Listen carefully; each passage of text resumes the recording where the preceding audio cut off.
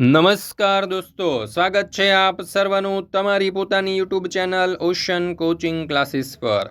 મિત્રો, ધોરણ 6ના સામાજિક વિજ્ઞાન વિષયની જે સ્વ અધ્યયન પોથીનો ભાગ 2 છે તે ભાગ 2ની અંદર આપણને ધોરણ 6ના સામાજિક વિજ્ઞાન વિષયનો પાઠ નંબર 14 આપેલો છે, વિવિધતામાં એકતા। તેનું સંપૂર્ણ અને સચોટ સોલ્યુશન આપણે આ વિડીયોની અંદર જોવાના છે। મિત્રો, સ્વ અધ્યયન પોથી જે છે ધોરણ 6ની સામાજિક વિજ્ઞાન વિષયની તેના દરેક વિષયના વિડીયો અને પીડીએફ આપણી ચેનલ ઉપર મુકાઈ ચૂક્યા છે।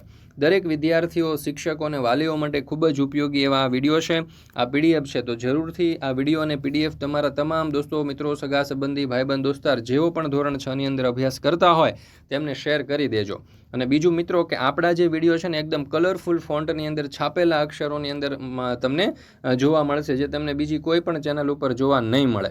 અને સાથે સાથે કે આપણી એપ્લિકેશન જે છે એમાં કોઈ પણ પ્રકારની એડવર્ટાઈ આવવાની નથી મિત્રો, એડવર્ટાઈ ફ્રી છે, એટલે તમે ભણતી વખતે તમારું ધ્યાન એકદમ ભણવામાં કોન્સન્ટ્રેટ કરી શકશો। તો જરૂરથી આપણી એપ્લિકેશન પણ ડાઉનલોડ કરી લેજો। એપ્લિકેશન ડાઉનલોડ કરવા માટેની લિંક તમને નીચે ડિસ્ક્રિપ્શન બોક્સની અંદર મળી જશે। ચાલો, એમાં પાઠ નંબર 14 વિવિધતામાં એકતા। એમાં પ્રશ્ન નંબર 1, નીચે આપેલા દરેક પ્રશ્ન માટે આપેલા વિકલ્પોમાંથી સાચો વિકલ્પ શોધીને લખો। પહેલું, નીચેના પૈકી કઈ જોડ સાચી છે? તો એમાં જવાબ આવશે વિકલ્પ ડી, ઇસ્લામ અને મોહરમ। બીજું, તમે ફરવા માટે ગયા છો અને ત્યાં તમને સ્થાનિક કથકલી નામનું લોકનૃત્ય જોવા મળે છે, તો તમે કયા રાજ્યમાં ફરવા ગયા હશો? તો જવાબ આવશે વિકલ્પ સી, કેરળ। ત્રીજું છે દિવાળી, તો હિન્દુ, નાતાલ, તો એમાં જવાબ આવશે વિકલ્પ ડી, ખ્રિસ્તી।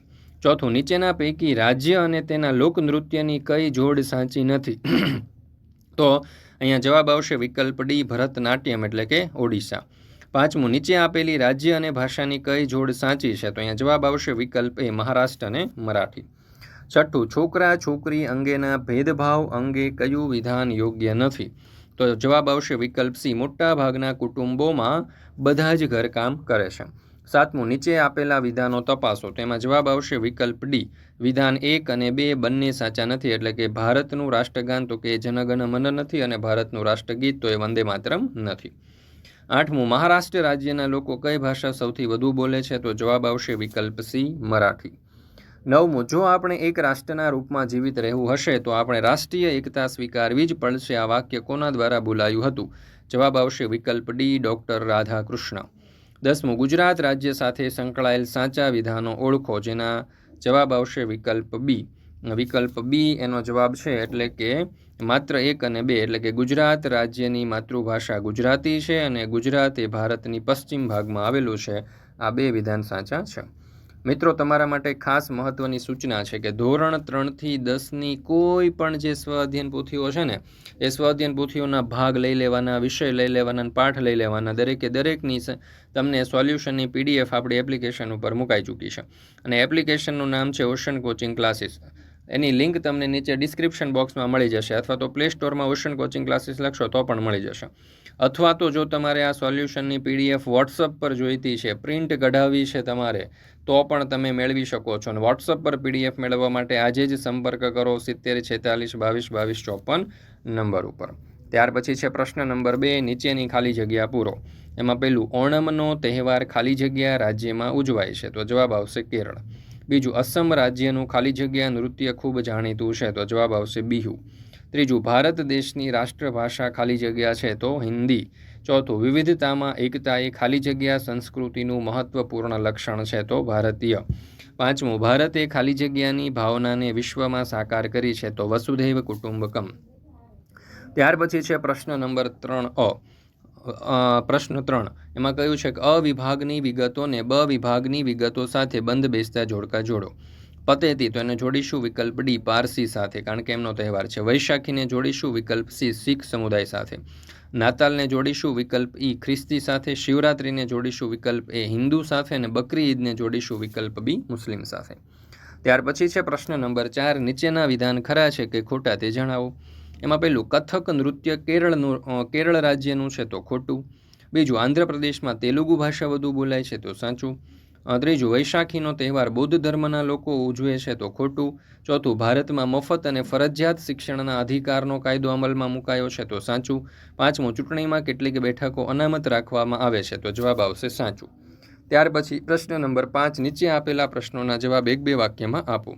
એમાં પેલું રાષ્ટ્રીય એકતા એટલે શું? તો જુદા જુદા ધર્મો, ભાષાઓ તથા જાતિઓના લોકો પોતાના રાષ્ટ્ર માટે પ્રેમ, સન્માન, દેશ માટે ત્યાગની ભાવના તથા તાદાત્મ્યતાની લાગણીઓ એક સમાન ભાવે અનુભવે તેને રાષ્ટ્રીય એકતા કહે છે.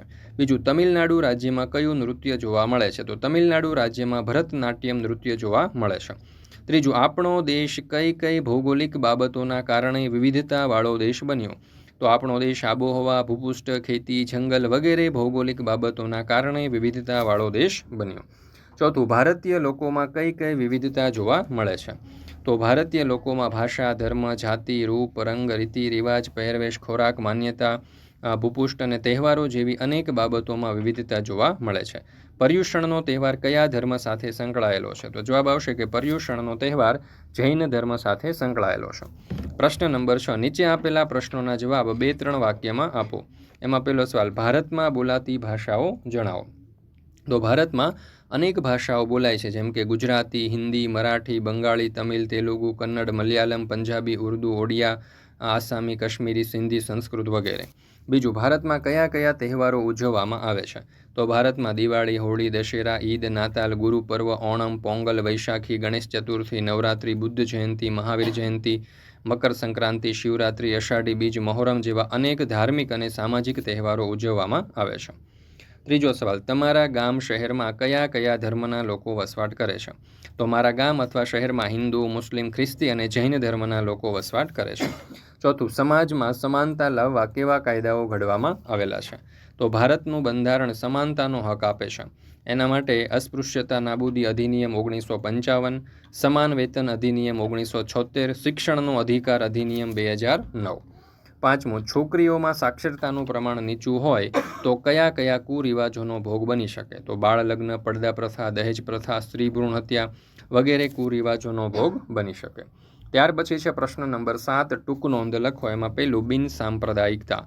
તો બિન સાંપ્રદાયિકતા એટલે રાજ્ય દ્વારા કોઈ ચોક્કસ ધર્મને પ્રોત્સાહન ન આપવું અથવા કોઈ ધર્મને વિશેષ દરજ્જો ન આપવો. ભારત એક બિન સાંપ્રદાયિક રાષ્ટ્ર છે, જ્યાં દરેક નાગરિકને પોતાની પસંદગીના ધર્મનું પાલન કરવાની, તેનો પ્રચાર કરવાની અને ધાર્મિક સ્વતંત્રતા ભોગવવાની છૂટ છે. રાજ્ય ધર્મના આધારે કોઈ પણ ભેદભાવ કરતું નથી અને તેના તમામ ધર્મો પ્રત્યે સમાન ભાવ રાખે છે. ત્યાર પછી બીજું છે વિવિધતામાં એકતા. તો વિવિધતામાં એકતા એ ભારતીય સંસ્કૃતિનું એક વિશિષ્ટ લક્ષણ છે. ભારતમાં જુદા જુદા ધર્મો, ભાષાઓ, સંસ્કૃતિઓ, રીતિ રિવાજો અને જીવનશૈલી ધરાવતા લોકો વસવાટ કરે છે. આ વિવિધતાઓ હોવા છતાં ભારતીય સમાજ એક રાષ્ટ્ર તરીકે એકતા અને અખંડિતતા જાળવી રાખી છે. વિવિધતામાં એકતા એ ભારતીય સમાજની શક્તિ છે, જે રાષ્ટ્રીય એકતા અને સહિષ્ણુતાને મજબૂત બનાવે છે. વિવિધતામાં એકતા એ ભારતના બંધારણના મૂળભૂત સિદ્ધાંતોમાંનો એક છે. વસુદેવ કુટુંબકમ આ એક સંસ્કૃત મહાઉપનિષદમાંથી લેવાયેલ શ્લોક છે, જેનો અર્થ વસુધા એટલે કે પૃથ્વી એમ કુટુંબકમ થાય છે.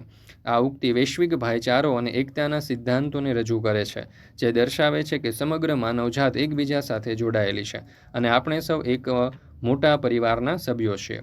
તે પ્રેમ, સહાનુભૂતિ અને સહકારની ભાવનાને પ્રોત્સાહન આપે છે, જે રાષ્ટ્રીય સીમાઓ અને સંસ્કૃતિ તફાવતોથી પર છે.